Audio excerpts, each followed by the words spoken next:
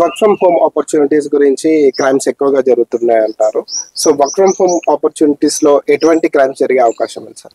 Work from home general గా ఏదో మీకు ఫేస్బుక్ లోనో ఎక్కడోనో యాడ్స్ వస్తాయి అన్నట్టు, ఇన్స్టాగ్రామ్ లో యాడ్స్ వస్తాయి. ఏమని ఏదో స్మాల్ టాస్క్లు ఇస్తారు, ఏదో ఇస్తరాకులు ప్యాక్ చేయండి, నటరాజ్ పెన్సిల్స్ ను ప్యాక్ చేయండి అని.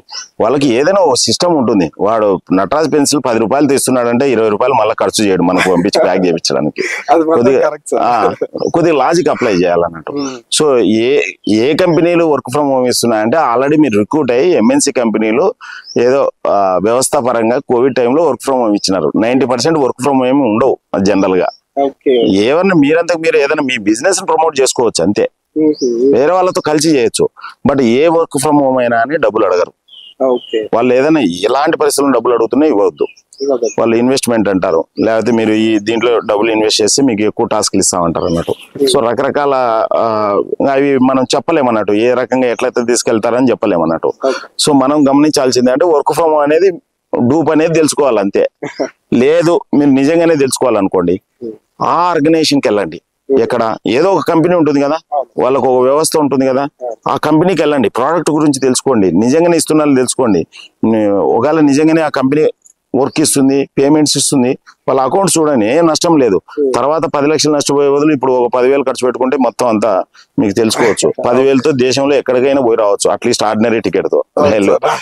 అంతే కదా, 10 లక్షలు 20 లక్షలు కోటి రూపాయలు కూడా నష్టపోయిన వాళ్ళు ఉన్నారు అన్నట్టు రకరకాలుగా. సో ఏది వర్క్ ఫ్రమ్ హోమ్ లాంటిది ఉండదు. ఇంకోటి ముఖ్యంగా మనం హైదరాబాద్ లోనే ఉన్నాము. దరిదాపు హైటెక్ సిటీలో వారానికి ఒక కంపెనీ క్లోజ్ అవుతుంది. ఏది ఈ ఇళ్లతో బ్యాక్ డోర్ ఎంట్రీ అని జాబ్లు ఇప్పిస్తుంటారు. అది కూడా చాలా డేంజర్ అన్నట్టు. మీరు కష్టపడి స్కిల్స్ పెంచుకొని జాబులు రావాలి అంతే. అంతేగాని direct back door entry, side door entry ఇట్లాంటివి ఏమి ఉండవు బేసికల్ గా. సో సాధ్యమైనంత వరకు ఎక్కడ ఎవరన్నా డిపాజిట్ అడుగుతున్నారంటే జాబ్ కు treat as a cheating, crime అంతే, 100% అంతే. ఇప్పుడు మీరు ఫర్ ఎగ్జాంపుల్ మీరు ఈ ఆర్గనైజేషన్ లో ఎంప్లాయ్ అనుకోండి, ఆర్గనైజేషన్ మీకు డబ్బులు ఇస్తుందా, మీరు ఆర్గనైజేషన్ కి ఇస్తారా? ఆర్గనైజేషన్ నాకు డబ్బులు ఇస్తుంది. సేమ్ ప్రిన్సిపల్ అన్ని జాబ్లకు అప్లికబులే. ఇలాంటి మంచి వీడియోల కోసము తెలుగు గలంను మీరు లైక్ చేయండి, షేర్ చేయండి, సబ్స్క్రైబ్ చేయండి, కామెంట్ చేయండి, 10 మందికి తెలియజేయండి.